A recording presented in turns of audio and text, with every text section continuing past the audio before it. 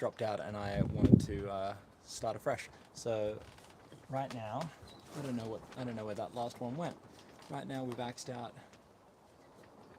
the crank of our spoon, and so we're just going to keep on pressing on.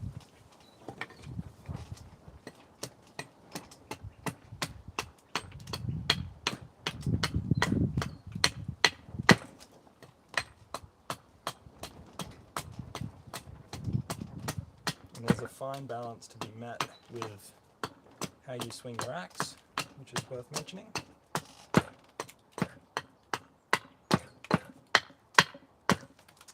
It's kind of a difference of, you know, a harder grip.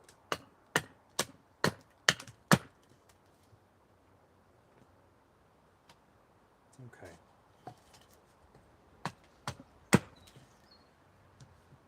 So I'm pretty happy with the flow of this now. We'll start drawing up our design.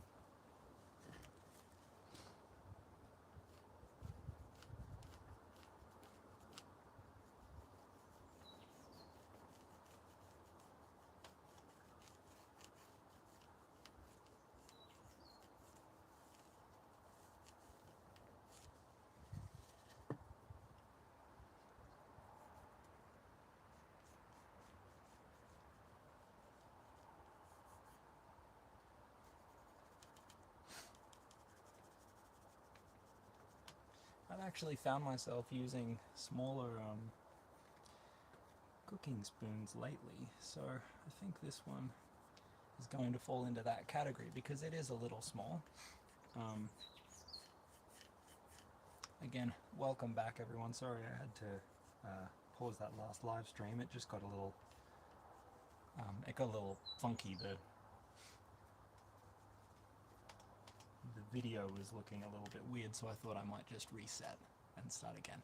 So we're into the design phase. But anyway, like I said, I've been using smaller cooking spoons lately and really enjoying it. And so this is going to be one of those. Flat front, so you can kind of get into a pan nicely. And I do all of this freehand. So for anyone asking for templates or anything like that, that's really not what I do, so I hope that's okay. But the good thing, it means that when you go to my shop, andyspoons.com, every spoon there is one of a kind. Even the ones that might be slightly similar, they're all one of a kind. There's no templates or double ups. Alright, that's going to be the spoon. Let's get this.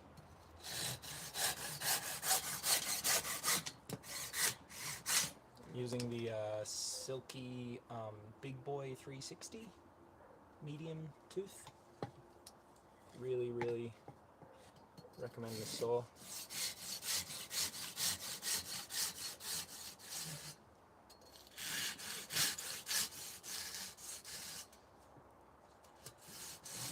And if it seems a bit too big, the Gomboy is fantastic as well. I used that for probably the first 2 years of carving and loved it. I love that. Love that saw. It's about half the size, but honestly, it certainly isn't half the power.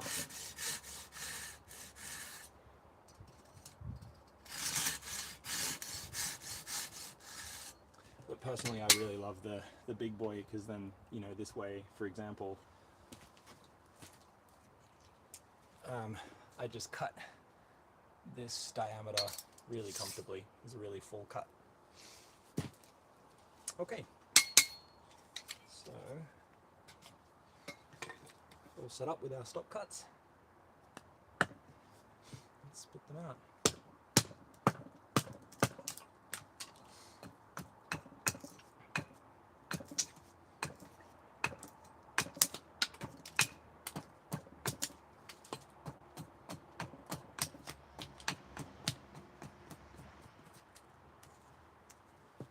One.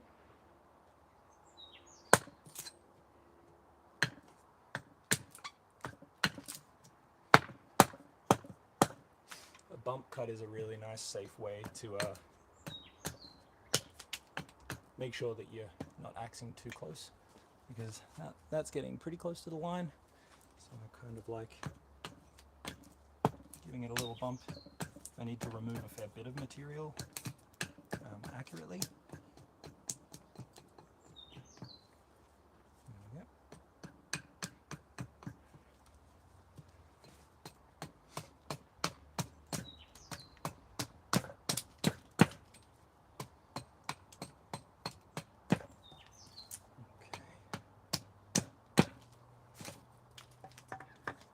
We're getting there.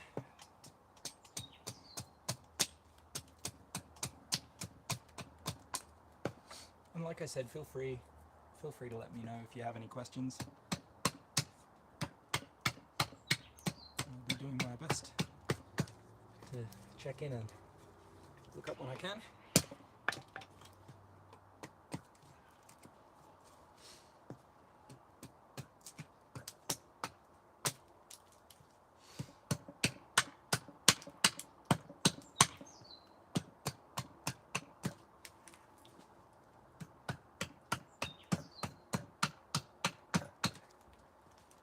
Okay.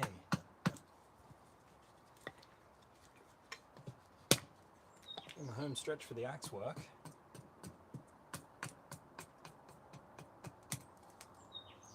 Almost there.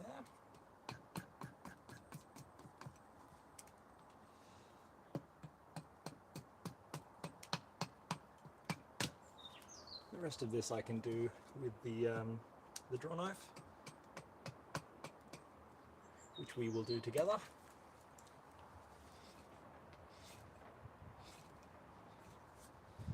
Okay, so that's my bulk kind of axed out, and then what I'll do is I'll just work towards the tip and then back down towards the handle. I hope you can see that okay.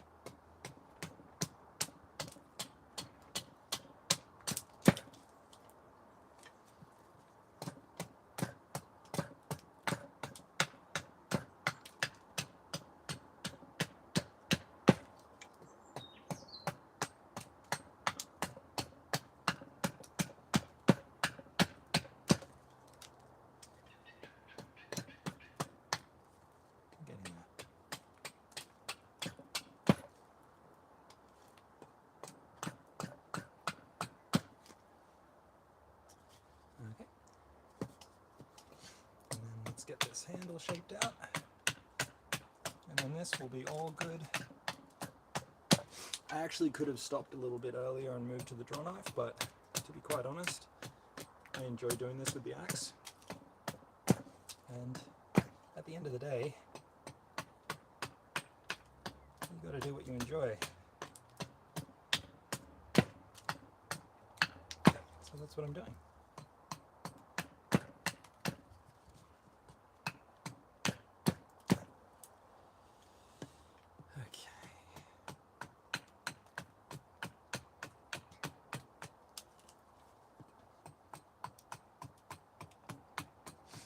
Yeah, so I can do the rest of this with the draw knife, but let's shift over there now. Let's see if I can set you up so that you can see me over here. Let's just move this like this and angle you down like that.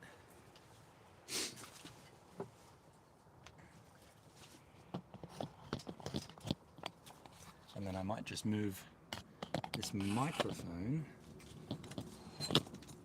so that you can maybe hear me. Let's see. Does that work? Kind of works. Yeah, I think that's all right. Feel free to let me know if you can hear me, / if you can't hear me. Let me try and put it here. Maybe that makes things better. Okay. Let's see. I think that's fine. Awesome. Okay, let's keep going. Using my Magnus Sunderland draw knife.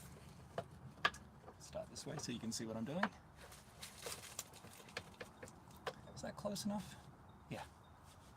You let me know. Let me know if that's close enough, or if you want a closer view, because I can kind of bring everything down a little bit.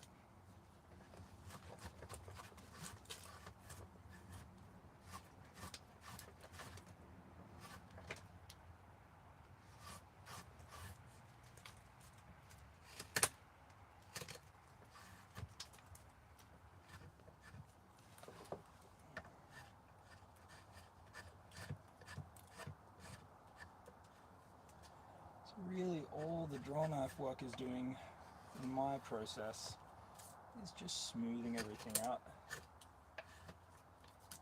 and saving my hands. That's really all it does. It's just a hand saver.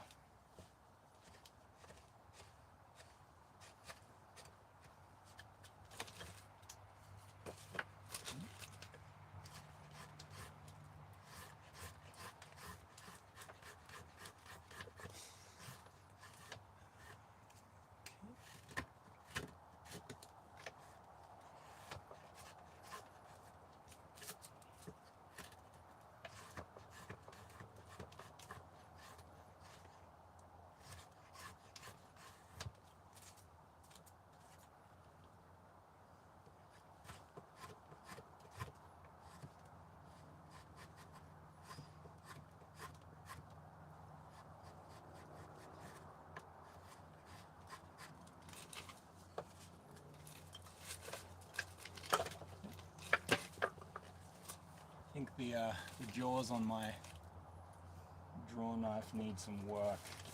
I need to figure out a way to get them biting just a little bit more than they otherwise are.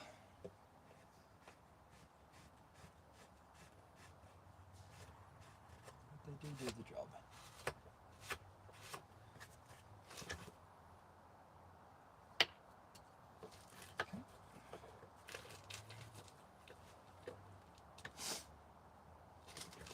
So one thing I just noticed that's worth noting is making sure that the shoulders line up, because what can happen is when it sits like this, you can either saw cut or axe, and it can go up at the back, which makes the back of your spoon less proportionate than the front of your spoon, if that makes sense. Which, when you get into the finer cuts, it can kind of throw your eye off a little bit. So what I'm going to do before I continue is make sure that this back shoulder, if you can see that, you probably can't, is just pulled back a little bit more.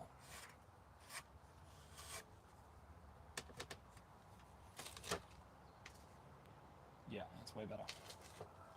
So it's kind of brought down a little bit more. Still needs a bit of work, but a lot of that can be dealt with the knife at this point.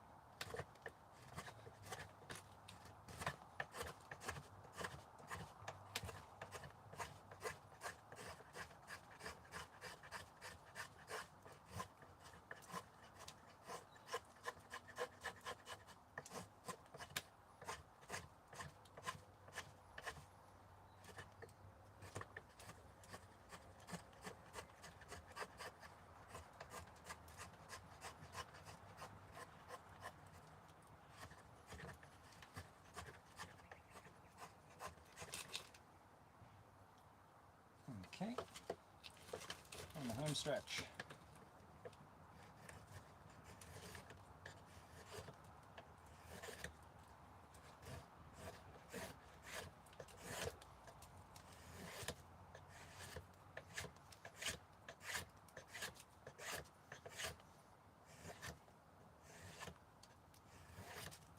Now I am going to have to deal with, there's a big knot right there that I'm going to have to deal with at some point. But that'll be fine, I'm not too worried about that. So that's pretty much where I'd be happy to take the draw knife work. So we'll put this down and I'll shift you over and we can have a look at the adze work. And I'll just leave this like, yeah, right there. I think that's pretty good. I'll angle you down a little bit more.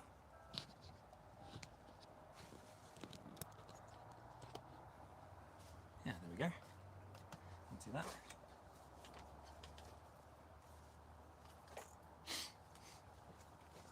Using my Video Forge small adze. This is where the kind of crater in the block is really nice.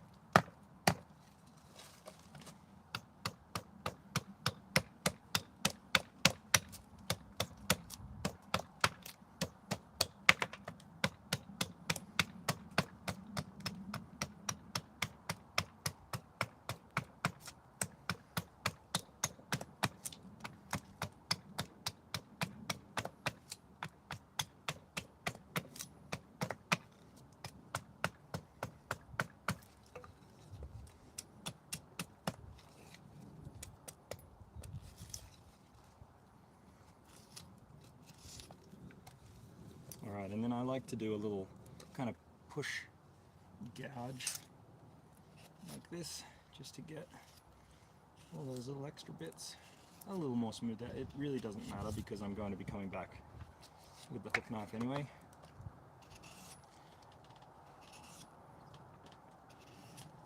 But if I can get those bigger cuts done with a bigger tool, I might as well. Okay, almost done. I think that's enough. Anything else is fussy.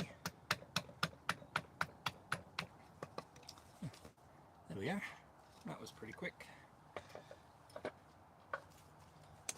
So let's bring you back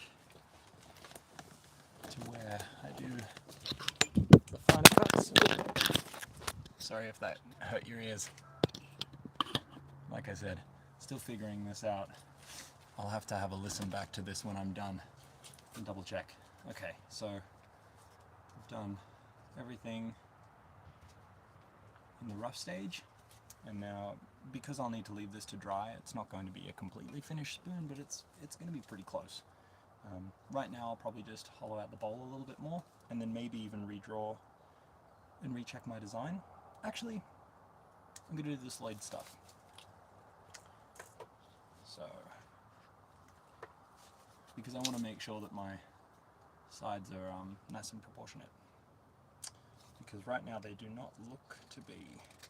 And every so often what I'll do, because I know I said that I don't use a template, but what I do often do is grab a compass and make sure that you can see what I'm doing. Let's bring this down a little bit so you can see what's going on.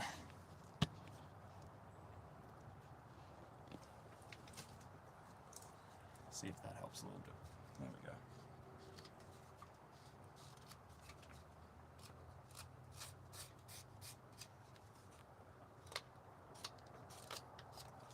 And if you like this style of video, let me know, because I'm still trying all of this out right now. Still getting a feel for, you know, what feels good, what works, what doesn't.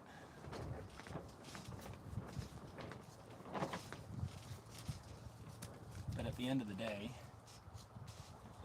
I'm going to be carving spoons either way, so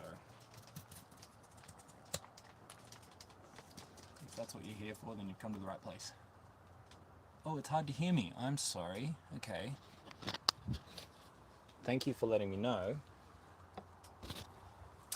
Let me try and put this over here and let me know if this helps. Does that help at all? Let me know if that works, if that makes things better. Yeah, thank you for letting me know that. Yeah, fire a comment away so that I know that things are coming through. So yeah, just working on squaring all of my edges. And this birch is making my job very easy right now, I'll be honest, which is really nice. It's a nice change of pace. I've been using, it's good for me. Okay, awesome. That's great to hear. Thanks for letting me know. Feel free to ask any questions that you might have about anything, you know, life, universe. Okay, cool. We're starting to line things up a little bit.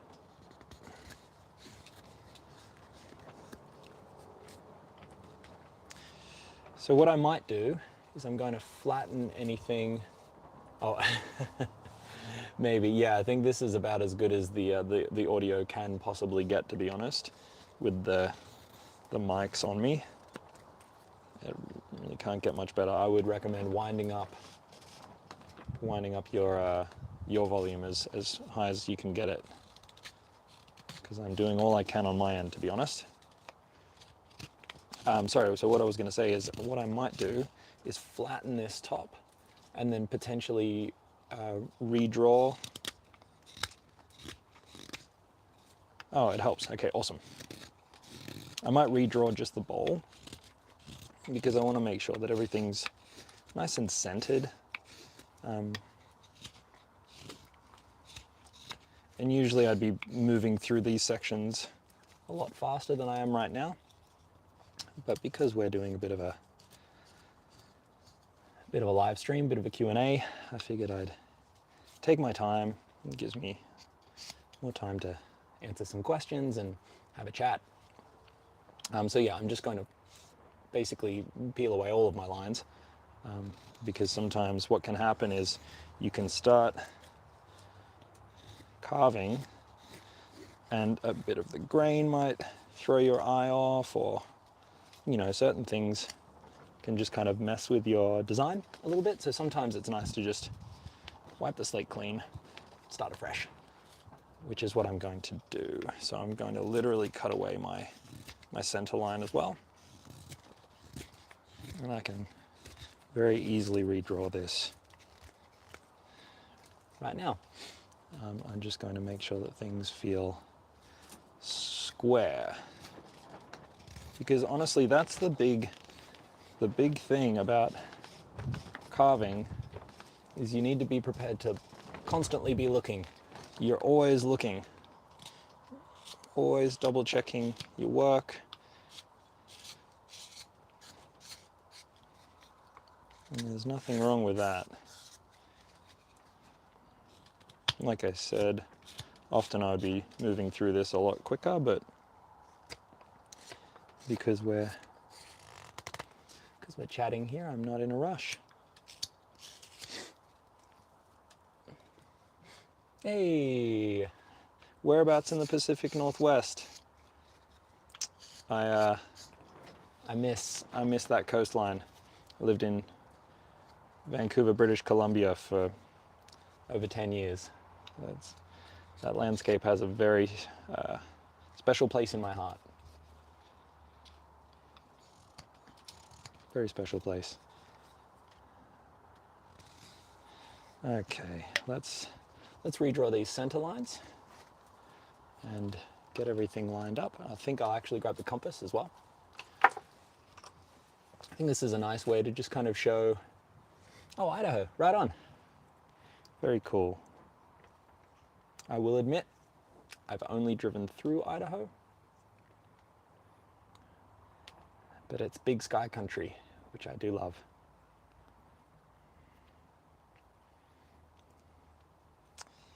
I do love that area.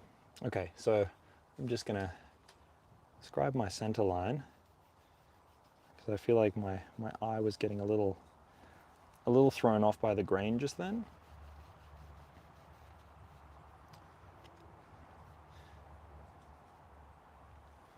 So that looks pretty good. And then I can just kind of scratch this bit out, because really all I'm doing is giving myself the ability to plant my compass in. Do people down under use wooden spoons to eat with, or do they buy eaters to use for other things? That's a good question. When you say other things, what exactly do you mean by that? Because eating spoon wise, I mean, I suppose you could use it for, well, lots of things, I guess. Camping, camp spoons are a big thing. Berkeley, California. The West Coast US is going strong here. That's cool.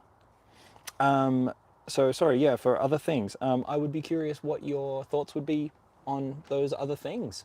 Would you be thinking like cooking, or like a serving spoon, or for spices? Because there are definitely people use them for spices as well.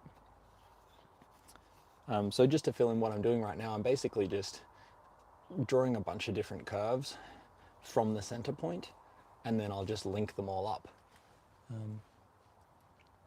Oh, that's awesome. Thank you so much. Oh, scoop spoons. Oh, so as in, do people buy things other than eating spoons? Absolutely. All the time. I sell a lot of pocket spoons, actually, which is my personal favorite thing to use and to have. So by pocket spoon, it's exactly what it sounds like. I use a pocket spoon every day. I work out. If I'm not carving, I also work either in construction or track building, bush track building. And so I'll have one in my pack. Just something small with a big bowl and a small handle and a fairly sturdy neck, because what I'll often do is I'll leave it in my jacket pocket or in my work pants, or, you know, a bunch of stuff like that.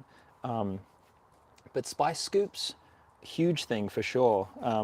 Coffee scoops are a big thing. People really like coffee scoops, which I do make. And then, you know, the usual cooking spoons and things like that. People get a kick out of, and I cook with a wooden spoon every day. You could cook with this one. Yeah, definitely. I think eating spoons are one of those things that, how do I describe this? Eating spoons are an acquired taste, and I feel like people need to be open to trying them. It's not something that you would just buy feeling like you need it. Like, oh, the one thing that I'm missing in my life right now is a wooden eating spoon. That being said, once you get one, you really don't want to go back. I never eat with metal spoons anymore. It doesn't feel nice. And obviously, I have access to a lot of wooden spoons. How green is this piece of wood? This is seasoned. I would say this was probably cut down about a month ago, but I left it in the log. I left it in quite a long length. So it feels really green. It still feels really green. But anyway, this is my kind of redressed design. It's also depending on the species of wood. Birch kind of holds its greenness for quite a long time. It doesn't harden up unless you've really thinned out the material, whereas something like cherry or apple gets dry really, really quickly and really toughens up at a much faster rate. So, you know, if, for example, another good one is silky oak, which is an Australian tree, and you can split that and leave it split for weeks and it'll still be comfortable to carve. If you did that with cherry, which I have done just to see, it's a nightmare. It's so tough, and it really, you know, takes your tools down in edge sharpness, and your hands start to ache. It's not fun. So I like to split and rough out as much cherry, for example, as I can in one go. But if I happen to need space and I'm working with, again, something like silky oak, I can kind of afford to split a whole bunch of it and then come back to it later, which is a very privileged place to be. I don't take that for granted. I'm always very grateful that I can do that. So anyway, I'm kind of just noodling around and squaring this off. But I can probably pick up the pace slightly. Let's just get this last line kind of stable. Okay, that's starting to look a little more like a spoon. Okay. Apologies for the sniffles as well. I've been mowing my lawn. It's spring down in Australia. I've got the sniffles from grass cutting and whatever else is in the air. I hope it doesn't come through the microphone too badly. So okay, that's all squared up, the sides. And now what I'm going to do is work on the bottom and the top. And I usually tend to start with the bottom. And I also, this is something worth noting, I tend to not finalize the bowl shape and the kind of width and things like that until I've got the bottom brought up, because I feel like you are less likely to carve through the bowl at that point, because you've set your depth where you need to go to, where sometimes what you can do is you can start hollowing away and get into it and get excited and get a little bit deeper than you usually should or would. And then when you get to carving the back, you can kind of punch through. My two biggest struggles in my spoon designs are backside of the shoulder, where the underside of the bowl comes up. Oh, okay, so like this area here, I'm assuming is what you mean. Maybe I'll draw a little description on the spoon for you that might help. So what I like to do, let's see if I can kind of describe this. When I'm carving this section, what I like to do is start on the side of the spoon and carve around. Let's see if this comes up. I might have to, I'll draw it for me and then I'll show you. So I kind of carve from the side and then go up over the top like this, and then kind of curve back onto the side again. So you really got to think about this in three dimensions, because it really does involve you carving this way, then that way, then back. There's some adjustments to be made. So let me show you with the slide knife. So starting on this way, so you carve, what's the best way I can do this? Let's do it like this. See if you can see that. So taking in that corner and kind of curving up, and you'll see I'm now on the back. And then as I move around, I'm still on the top, and then kind of spinning that gap and almost curving down the side, if that makes sense. And you should be able to basically do all of that in one curve. I hope that came through okay. And then if I'm doing it the opposite direction, you kind of, you match your sides like this, and then you curve around and up, and then you want to push through that section like that.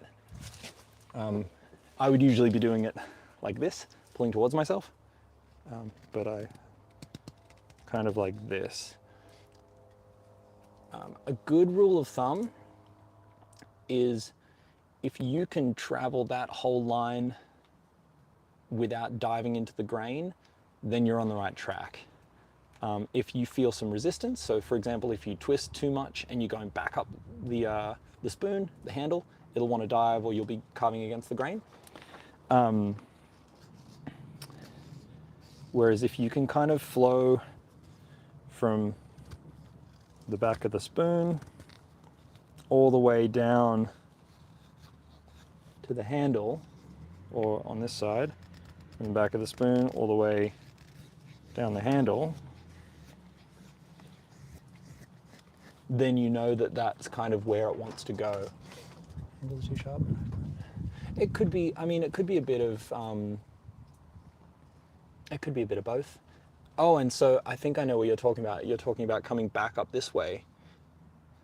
Orientation between the widest and lowest part of the bowl. Yeah, that's another, so you've got to be thinking about it in, you've got to be thinking about it in 3 dimensions. So if you're coming down this angle, here, let's do this one. You're coming down this angle, and then you make the turn, you almost want to go right onto the outside. You should be able to make that in one go. If you wanted to get lower, you still can, but you kind of bring it back up. I hope this makes sense, and I hope that we're not alienating a whole bunch of people by talking about this. But I think it's an important thing to think about. And again, if you're talking about angles being too sharp, if you can't flow through it in one go, then there is a chance that either the angle is too aggressive, or you just need to approach your design slightly differently. So maybe you do want a really aggressive facet in that corner.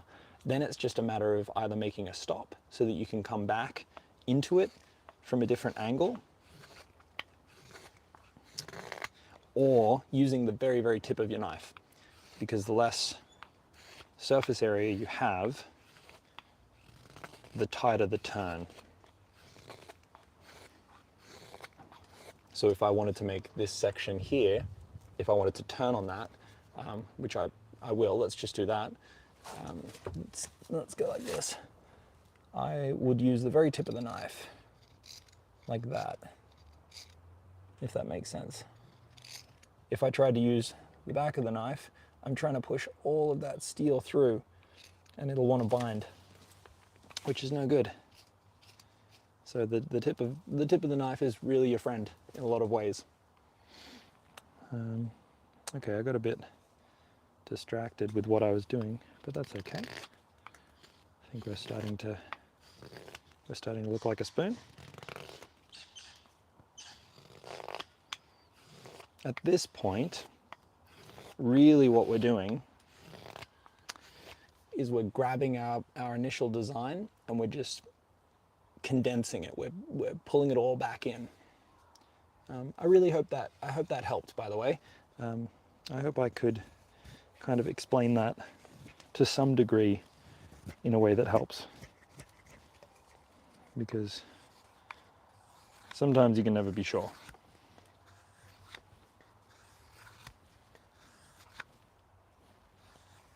Okay, let's just bring this down.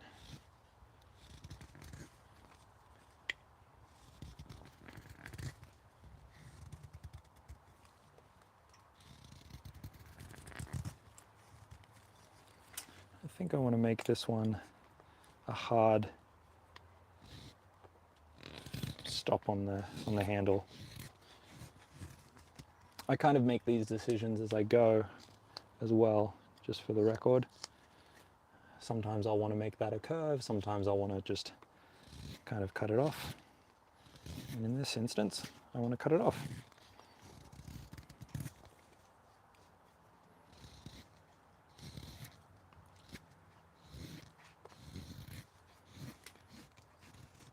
Okay. So what I think I'll do is I'll make the center facet run all the way down into the bowl, and I'll stop the side facets.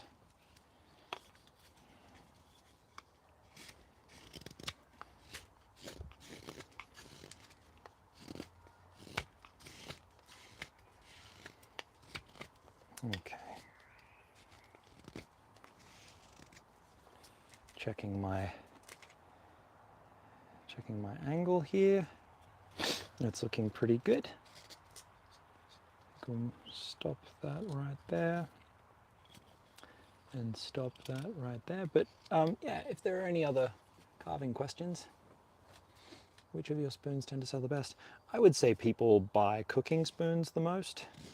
I sell a lot of eating spoons right now, which is really nice, and I love making them, so that's really nice. But I would say that on the whole, people tend to gravitate towards cooking spoons, you know, for obvious reasons, right? It's what you're used to seeing. It's what, if you think of a wooden spoon, 99% of people talk about, you know, how their grandma had a wooden spoon, or, you know, they remember a wooden spoon as a kid for various reasons. I would say cooking spoons do tend to sell the most, which is fine. It does involve, you know, needing a lot more material, but I totally understand it. I'm the same. I'm a spoon carver and I eat with a wooden spoon, but I do appreciate that other people don't. I appreciate that it can be a bit strange when people first hear about it or think about it. But once you get over that initial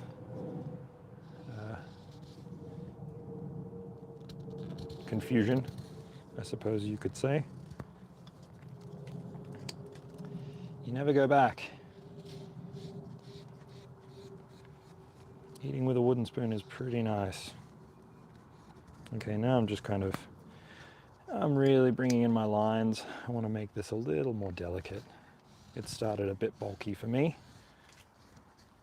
I think because it's a shorter spoon, I still want to make sure it's sturdy.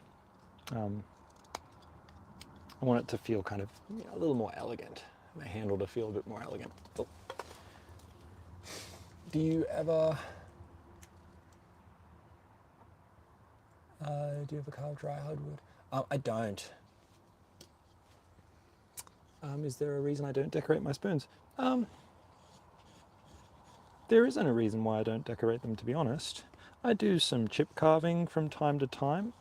To be honest, I think one part of the reason I love spoon carving is because, you know, like I said, I work in a construction and a building type trade outside of this. I do a lot of masonry, and those projects can take months.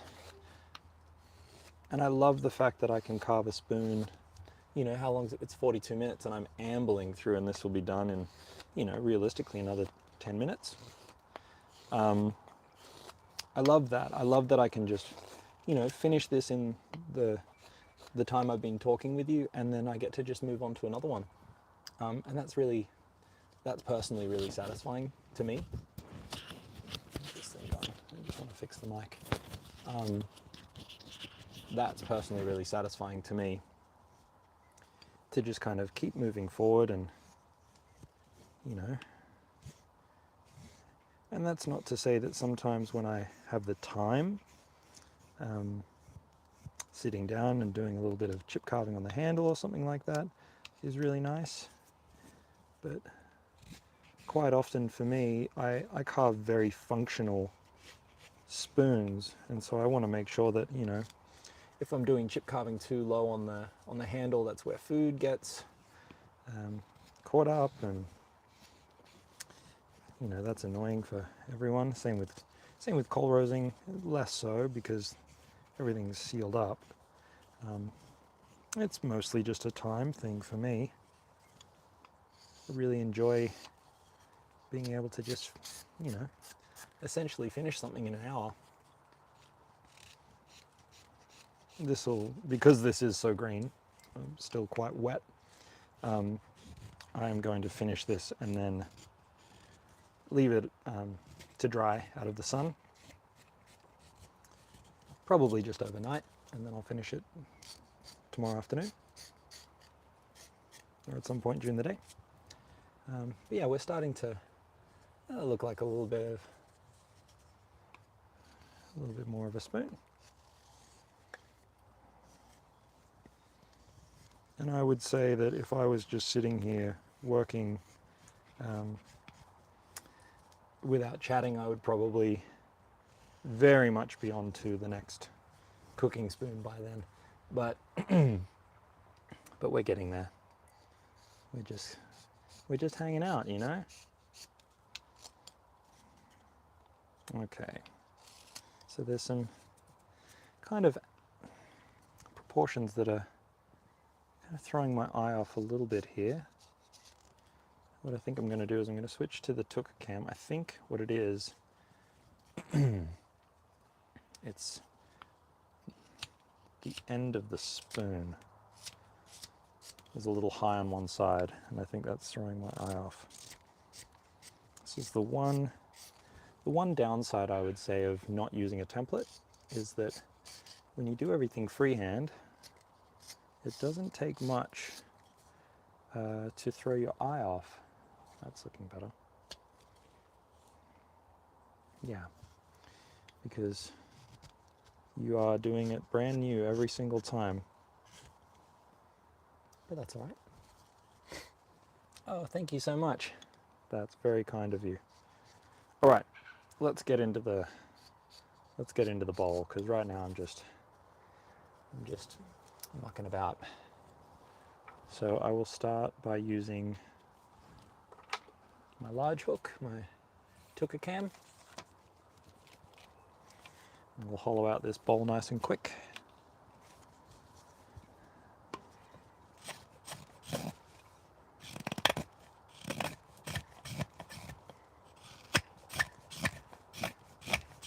Hope you can see that, yeah.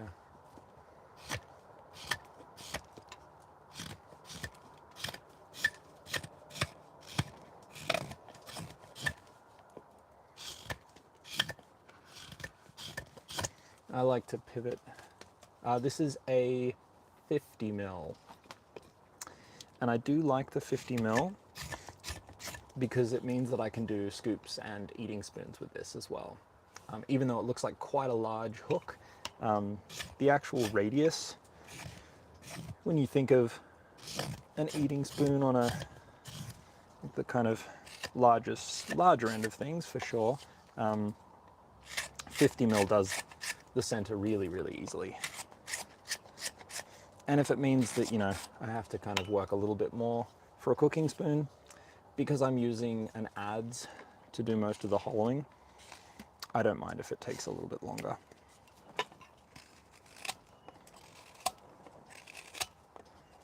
This is from Belzebu Crafts as well. Miguel is someone that I've worked really closely with for a few years now. I'm a really big believer in his work. I would say I've been using, I've had 2 of his Tuka cams, and it's probably the tool I have used the most and the longest. Maybe my old Gränsforsbruck large carver, Swedish carver. But this Hades 50, there was an accident, and my first one snapped through some very unfortunate events. Miguel was very kind enough to send me another one. But I can't speak highly enough about Miguel's work. Big fan.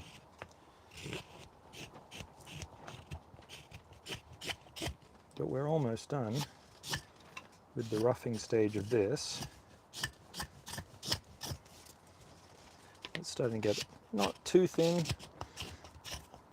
but thin enough where, even though I do love roughing out with this, a gouge is good for bowls, in your opinion?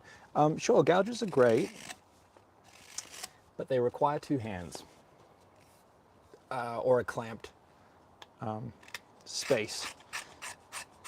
I'm so used to carving while being quite mobile that I like most of my tools to be like that. Obviously, axe, draw knife, and adze are the outliers of that. That larger work, you know, requires a space. But I do like to get away from those as quickly as possible so that I can just kind of move around and, you know. But there are plenty of incredible spoon carvers that use gouges and table clamps. So absolutely. The key is picking the right shape, size, and sweep of your gouge. So if you're doing really deep bowls, being aware that you need something with a really nice curve to it so that it matches, the bowl, which is actually another thing worth thinking. People have asked me about different styles of hook knife, and I always say that the shape of the hook knife is the shape of the bowl. That's what you're going to get, and don't try and force it to do something that it's not designed to do. Don't try and make this, hollow out a deep teaspoon, because you'll just end up being frustrated, and that's just not what it's for. That's not the point of it. Its strength is its radius. It carves what it's designed to carve. And you'll always get a much smoother bowl finish if you kind of respect the radius of your hook. So this is nearly done. So that being said, what I like to do when I get to this stage is I actually switch hooks. And my finishing hook is by Matt White. It's a smaller one. Oh yeah, the Billy Sundqvist, the kind of like almost holding it on your leg and twisting it towards yourself, totally works. If you feel safe enough to do that, and you feel like you're not going to move towards your legs, more power to you. But just know that I think there are more inherent dangers to a gouge that's designed for two hands or being clamped than something that's designed to be freehand. It's worth noting. So this is the kind of radius difference. The only real difference with this is you don't have that front sweep that keeps curving around, which gives me a chance to kind of access that section and kind of let it almost disappear, if that makes sense. Not rely on the top of the hook, I guess is the way to describe it. But this is a Matt White Monadnock hook, which I will say is my favorite hook knife for sure. In the way the handle, ergonomics, the geometry of the edge, it's spectacular hook knife. It really, really is. Really does a beautiful job. I probably finish 99% of my spoons with this knife. But like I said, because this is still a bit green, I'm not going to get this all the way to the finish. We'll just get things probably 90% there.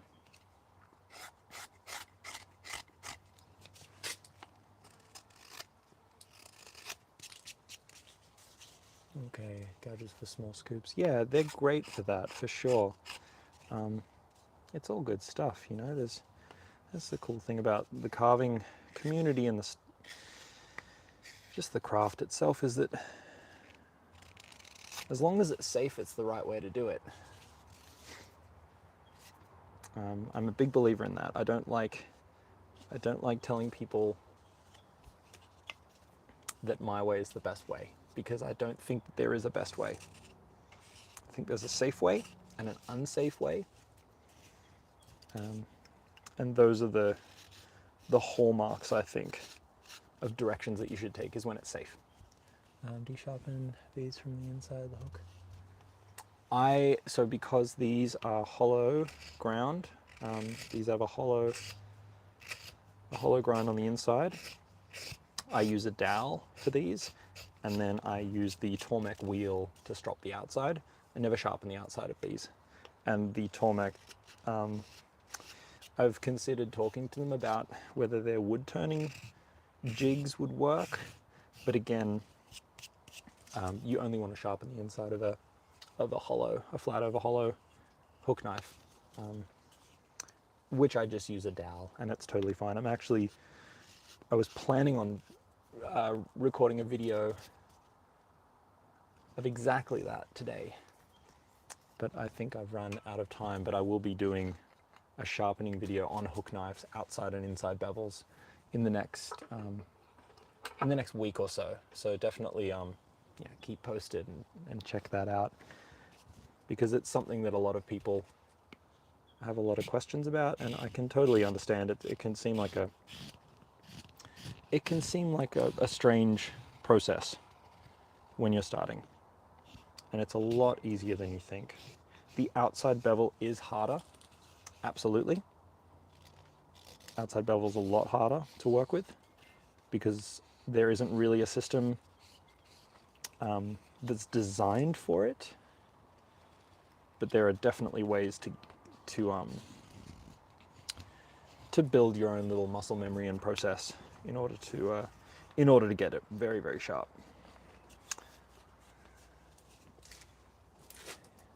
Yeah, the outside bevel on a Mora hook knife it's a tough one. So I have an older Wood Tools compound hook knife, and I will be using that for an example on the video because it is an outside bevel as well. And honestly, spoiler alert, it's just time. I don't think that surprises you at all, but it is just a time thing. You get your Sharpie out and you mark your edge and you make sure that you're hitting your edge, and that's it. That's really all there is to it. You just do one pass, you check your lines, you do another pass and you check your lines. Okay, so now I'm kind of just bringing everything down and making sure that it's sitting where it needs to sit. Making sure that the handle is even, which I think it's close to. Again, I'm leaving things a little bit oversized because I know I'm going to come back to carve the rest of this when it's completely dried. So we'll just get the bulk of the lines in, and then we'll be good to sit this to dry for a little while.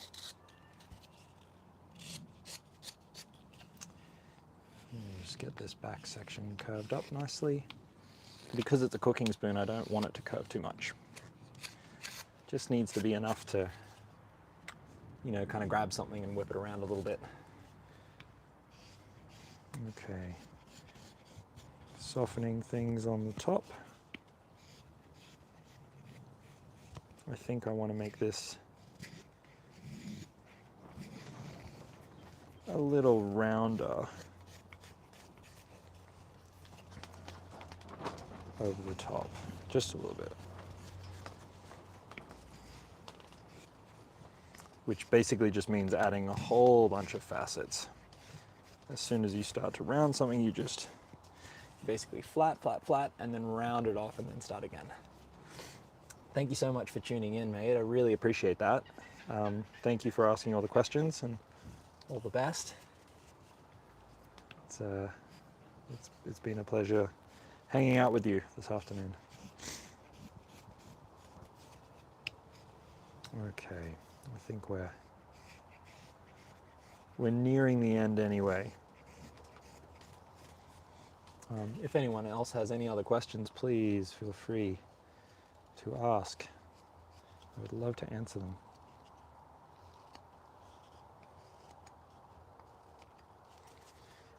Okay, so the top's pretty much done.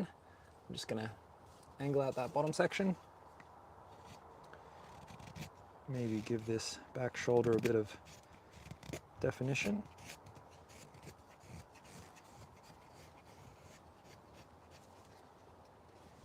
And just kind of, you're looking from every angle really. You just want to make sure that everything is sitting symmetrical, if that's what you want. It doesn't have to. It doesn't have to be symmetrical. It can be whatever you want it to be. For me, I like to see everything kind of working in concert. I like to see a line that can run right from the nose to the tail, one flow. I might shrink that down, but I think that'll happen when I dry it. I like this plane to be smooth and that plane to have a stop more often than not. I don't like it when there's a stop on both. To me, that feels a little bit too angular. But again, it's totally personal preference at the end of the day. And the more you carve, the more you get a sense for what you like and what you don't like.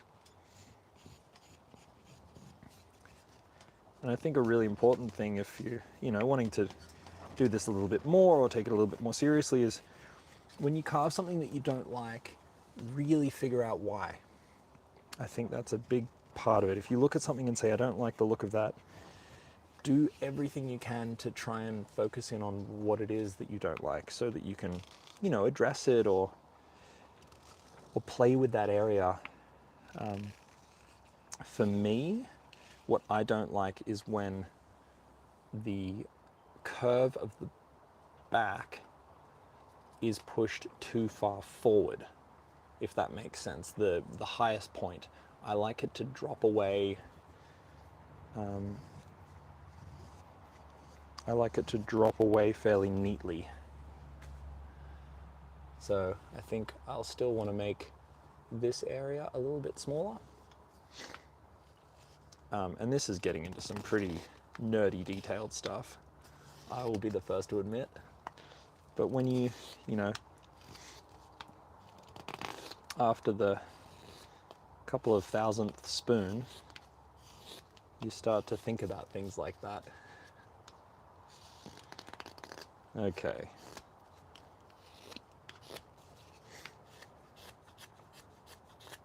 So I think what I will do is I will leave this here and I will let it dry and I will let it play in whatever way it wants to do. I think I might just widen out the bowl a little bit more. Just kind of open out this section a little bit. Finally, some good content. Well, Terry, I hope that you're talking about just me in general, not that I've been putting up bad content until right now.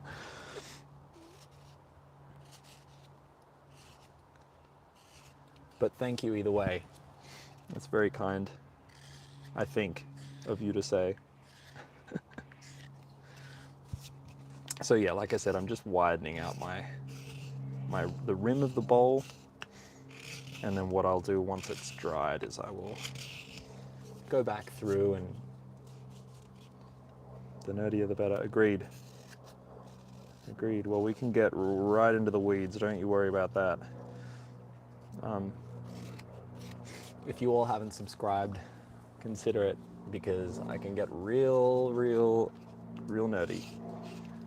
Sorry. Spoon with focus on the edge of the bowl. Oh, okay. Well, let me just get this bowl a little bit further refined, and then I will zoom in and I'll show you the parts that I'm going to leave until it's dried, and then the parts that I'm happy to kind of thin out. So that's getting pretty good.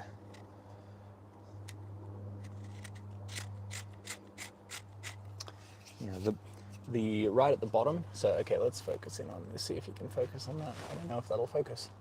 There we go, maybe. I don't know if you can see that or not. Right at the transition of the grain at the lowest point of the bowl, that's what you need to wait for to dry, because it would just be fuzzy. It just, you know, unless you've adjusted your angle so that you're not cutting through at that point. But realistically, the widest and deepest point are around the same area. There's arguments for them to be slightly offset so that it doesn't feel too blocky. You could probably put the widest point slightly behind the lowest point on a cooking spoon, and then the other way around for an eating spoon, having the deepest point right at the back, because it's where your lip's going to hit. But speaking of nerdy, that's a nerdy concept. The low depth of bowl crank, depending on cooking and eating spoons. At the end of the day, if it feels good, it's the right way to do it. Okay. So where are we at? 1 hour and 6 minutes of chatting. And we have what I would call probably a 90% done. So after it dries and does all that stuff, I will go back through and basically recarve everything. But yeah, this is a nice cooking spoon. I'll probably soften that handle end so that you can kind of dive in and push around with it. But I really hope that you enjoyed this and got something out of it. Thank you so much for watching. Please consider subscribing and doing all those things, and check out the shop, andyspoons.com. But yeah, I will be posting a whole lot more on here, so if you subscribe, you'll kind of keep posted with all that stuff. But I really hope that you all have a beautiful day or night, wherever you happen to be, and I will talk to you all again really soon. So, see you later.